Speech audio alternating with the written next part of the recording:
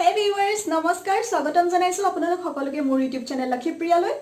এতিয়া যেহেতু গৰমৰ দিন আহিছে আৰু গৰমৰ দিন অহাৰ লগে লগে আমাৰ স্কিনখনত ভিন ভিন প্ৰব্লেমে দেখা দিয়ে। মেইনলি পিম্পলছ হৈ যায়, দাগ পৰি যায় আৰু স্কিনত সানটেন আহি পৰে। ৰ'দত আমি বাহিৰলৈ ওলাই গ'লে আমাৰ ছালৰ যিখিনি অংশ ওলাই থাকে কাপোৰৰ পৰা সেইখিনি অংশ কোলা পৰি যায়, গতিকে স্কিনৰ কালাৰটো মিছমেচ হৈ যায়। আৰু এইখিনি প্ৰব্লেমৰ পৰা হাত সাৰিবৰ বাবে আজি মই আপোনালোকৰ বাবে লৈ আহিছোঁ এটা হোম ৰেমেডি, যিটো অতি সহজলভ্য আমাৰ ঘৰুৱা সামগ্ৰীৰে তৈয়াৰ কৰিব পাৰি। গতিকে ভিডিঅ'টো শেষলৈকে চাব, কেনেকৈ তৈয়াৰ কৰিছোঁ, কেনেদৰে লগাব লাগে সকলোখিনি ক'ম। আৰু ভাবিছোঁ আপোনালোক উপকৃত হ'ব বুলি, কাৰণ এবাৰ লগালেই আপোনালোকে ডিফাৰেঞ্চ ধৰিব পাৰিব। গতিকে ভিডিঅ'টো শেষলৈকে চাব আৰু ভিডিঅ'টো যদি অকণমান হ'লেও ভাল লাগে মোৰ ভিডিঅ'টো লাইক কৰিব, চেনেলটো ছাবস্ক্ৰাইব কৰিব আৰু লগতে ফ্ৰেণ্ডছৰ লগত শ্বেয়াৰ কৰিব। তেতিয়াহ'লে পলম নকৰি বলক ভিডিঅ'টো আৰম্ভ কৰোঁ।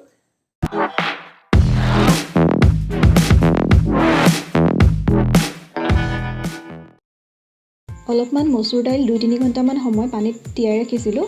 এতিয়া যিহেতু অলপ কোমলা যেন দেখিছোঁ, গতিকে এইখিনি ভালদৰে পিচি ল'ম। পানীৰ সলনি মই ইয়াত গাখীৰ ব্যৱহাৰ কৰিছোঁ আৰু কেঁচা গাখীৰ হ'লে বেছি ভাল হয়। দাইলখিনি পিচি হোৱাৰ পাছত ইয়াতে 1 চামুচ বেচন এড কৰিম আৰু বেচনখিনি ভালদৰে মিক্স কৰি ল'ম।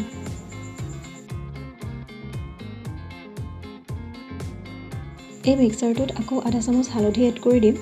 মই ইয়াতে বেচন আৰু হালধি দুয়োটা ঘৰত পিছা ব্যৱহাৰ কৰিছোঁ। নেক্সট মই ইয়াতে ডাবৰ গুলাবৰী ৰ'জ ৱাটাৰ ব্যৱহাৰ কৰিম। কেইটোপালমান গোলাপ জল দিম, যাতে আমাৰ পেষ্টটো বেছি পনীয়া হৈ নাযায়। সকলোখিনি এড কৰা হৈ গ'ল। এতিয়া পেষ্টটো ভালদৰে কোনো লাম্পছ নৰখাকৈ মিক্স কৰি ল'ম আৰু এয়া ৰেডি। প্ৰথমতে মুখখন চাফাকৈ ধুই ল'ম। এতিয়া পেষ্টটো গোটেই মুখখনতে ভালদৰে এপ্লাই কৰি ল'ম। এই পেষ্টটোৱে স্কিনত ডিপ ক্লিন কৰি আমাৰ স্কিনখন উজ্জ্বল কৰি তোলে। ইয়াতে হালধি দিয়া আছে, এণ্টিবেক্টেৰিয়েল হিচাপে কাম কৰিব, প্লাছ স্কিন ব্ৰাইটনিং কৰিব। আৰু গাখীৰ দিয়া আছে, গাখীৰত মইশ্চাৰাইজিং প্ৰপাৰ্টি থাকে, প্লাছ ক্লিনজিং প্ৰপাৰ্টিও থাকে আৰু আমাৰ স্কিনখন বগা কৰিব। আৰু বেচন দিয়া আছে, বেচনে মুখখন চাফা কৰিব, প্লাছ ই স্ক্ৰাবৰো কাম কৰিব। আৰু মচুৰ দাইলে মুখত থকা দাগ চাগ যিকোনো ক'লা দাগ আঁতৰ কৰিব, প্লাছ আমাৰ মুখখন বগা কৰিব। আৰু গোলাপ জল দিয়া আছে, গোলাপ জলে স্কিনখন কোমল কৰিব। ভালদৰে এপ্লাই কৰি লোৱাৰ পিছত 15-20 মিনিট সময় শুকাবলৈ দিম আৰু সিমান সময়ত ভৰি আৰু হাতৰ যিমানখিনি অংশ ক'লা পৰিছিলে ৰ'দত, তাত পেষ্টটো এপ্লাই কৰি ল'ম। সাধাৰণতে আমাৰ ভৰিৰ পতাত চানটেন হোৱা দেখা যায়। মই ভৰিখন ভালদৰে ক্লিন কৰি লৈছোঁ। তাৰপিছত পেষ্টটো এপ্লাই কৰি ল'ম আৰু ইয়াক শুকাবৰ বাবে 20 মিনিট সময় ৰাখি থ'ম।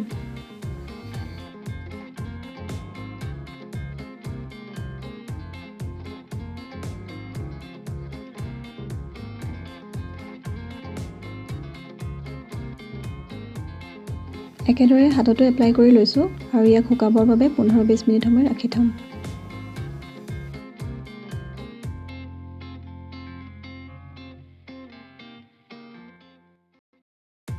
ড্ৰাই হৈ গৈছে যিহেতু স্কিনটো, গতিকে ৰিমুভ কৰিব টাইম হৈ গৈছে।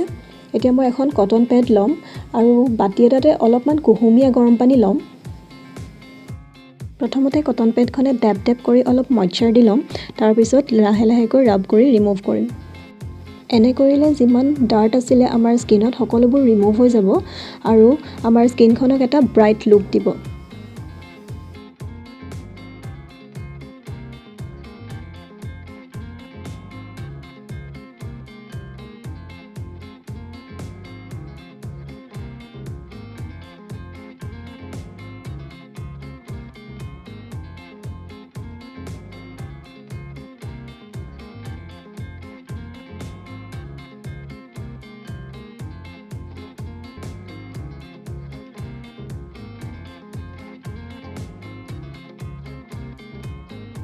একেটা প্ৰচেছ হাততো এপ্লাই কৰিম।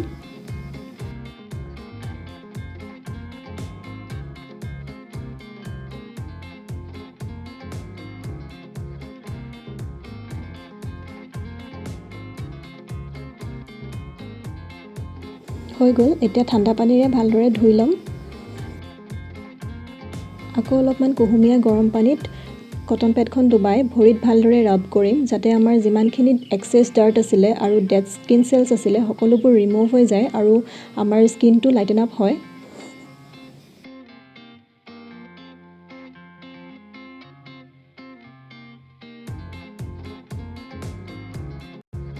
আৰু লাষ্টত ঠাণ্ডা পানীৰে ভালদৰে ধুই ল'ম।